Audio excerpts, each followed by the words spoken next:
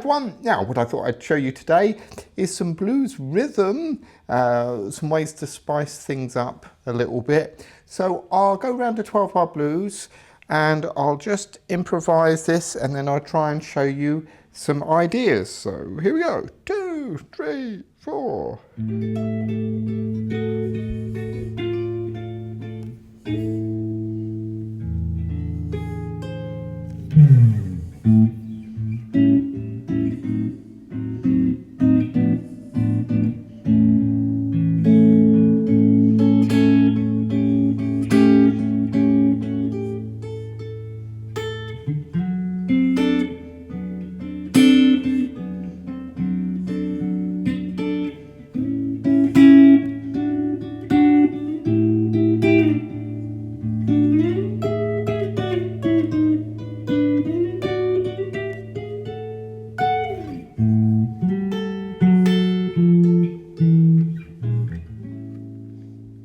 Okay, there we go.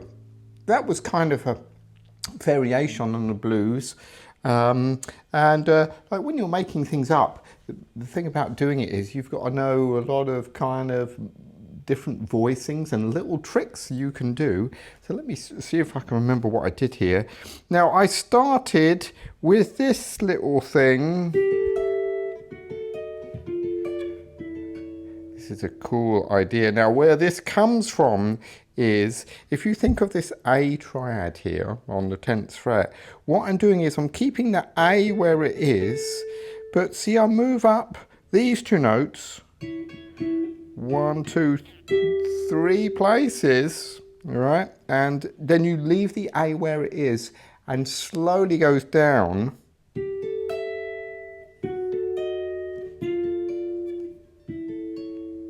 Now, if you want to, you can think of the notes, you know, you can think, oh, that's an A, that's a G, that's an E. So it's really like an A7. And you're just moving it down. Maybe an A6 with a flat fifth, you know. You can think of it that way, but I'm not thinking of that really. What you're really doing there is going from the 7th of the A, the G, F sharp, F, E. You could think of it that way. I'm just thinking it's a nice move. And the other thing you can do to make that sound quite good, I didn't do this, but you could.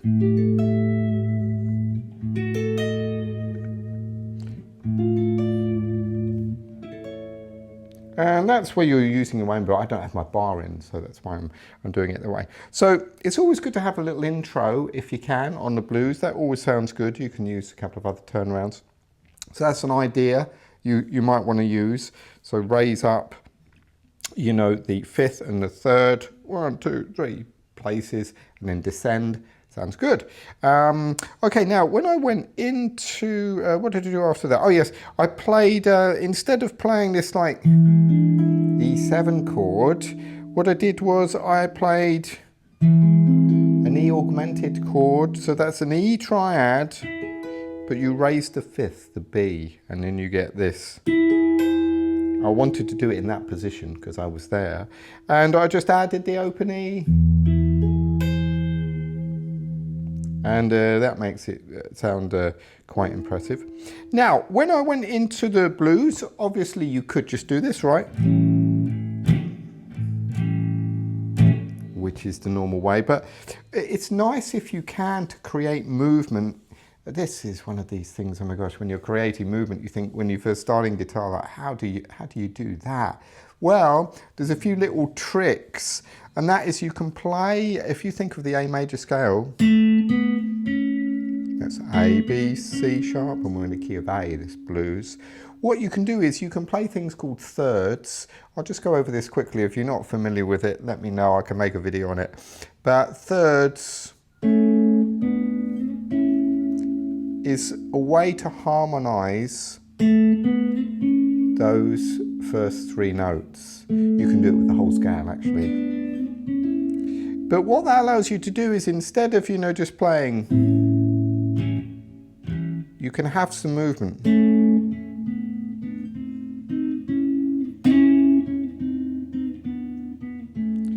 And what I did, I think at the beginning was, I'm doing that really, I'm just taking those 3 notes to create some movement instead of just playing a static A chord.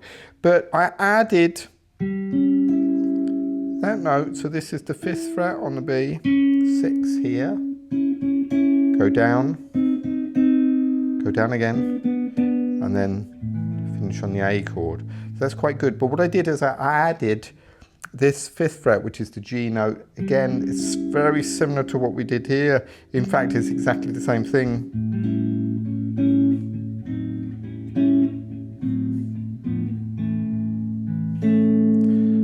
Okay, so creates a bit of movement instead of, you know, just playing that A chord. So that's good.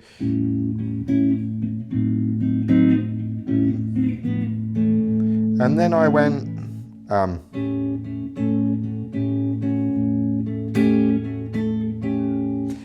this is an A7 chord here, and if you think of A minor pentatonic, shape 5,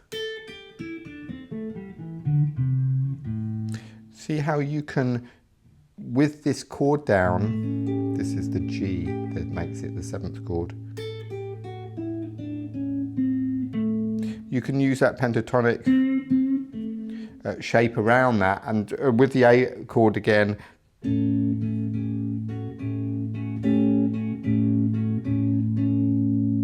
okay, so there we go, you can do that. That sounds quite good on the A.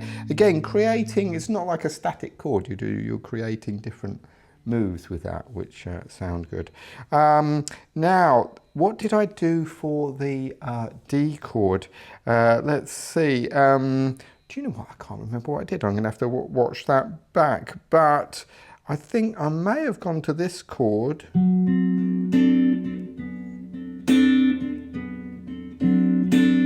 And that is, if you think about that D7 there, that C shape, that's the C, that makes that the flat 7. But there's another voicing you can do where you keep almost the same, but just drop these 2 fingers down. So you have this kind of shape. So it's 4, 5, 3, 5. That's the 3rd, the flat 7, the root, and the 5th. And then these 2 fingers you can drop down so you can play.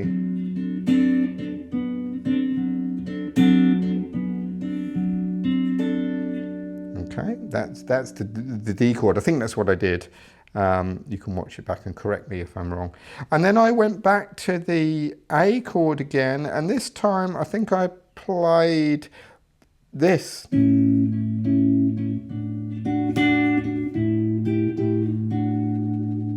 Now, what am I doing now? You know these thirds?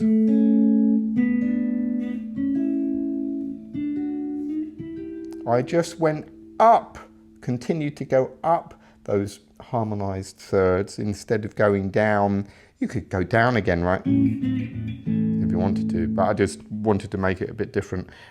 So C sharp, that's a D, and then the E there. So 6 and 5, 7 and 7, 9 and 8, and back there. So kind of odd choice really, landing on that D, isn't it?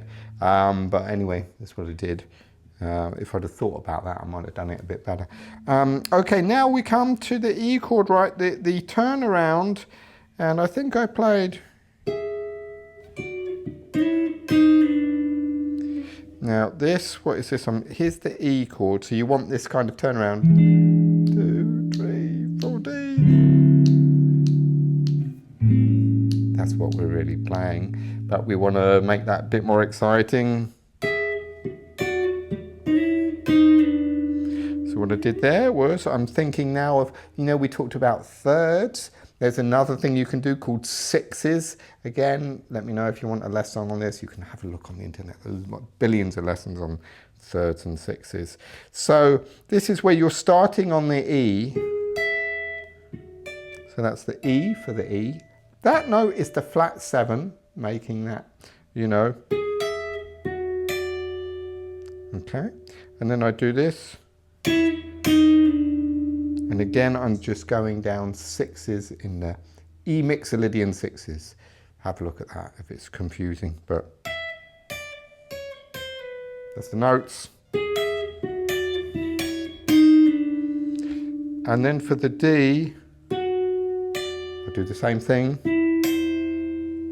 You could do, I can't remember if that time, if I might have gone forwards.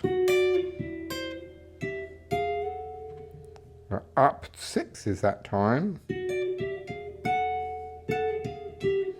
So the choice is always there, and you can get, that's how you can get so much variety, because you can either choose to go down one time,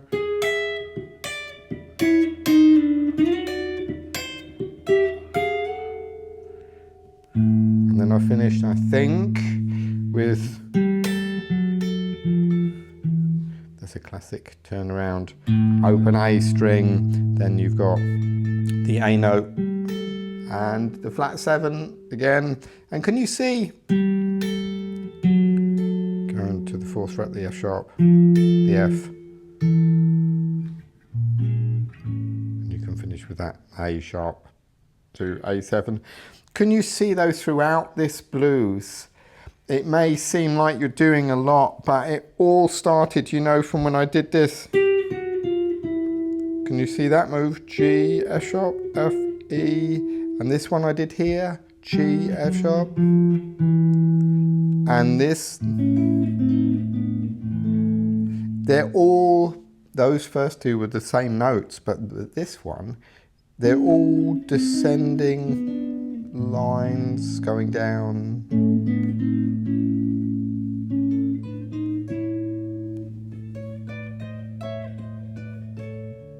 So they're all kind of, it's following a theme really. So when you think of these things as, oh my God, it is so complicated, it's just a different way of thinking really. You've got to just adjust your brain to, because like for years I played 2, 3, 4, and then you know you go to a jam session and you see people doing,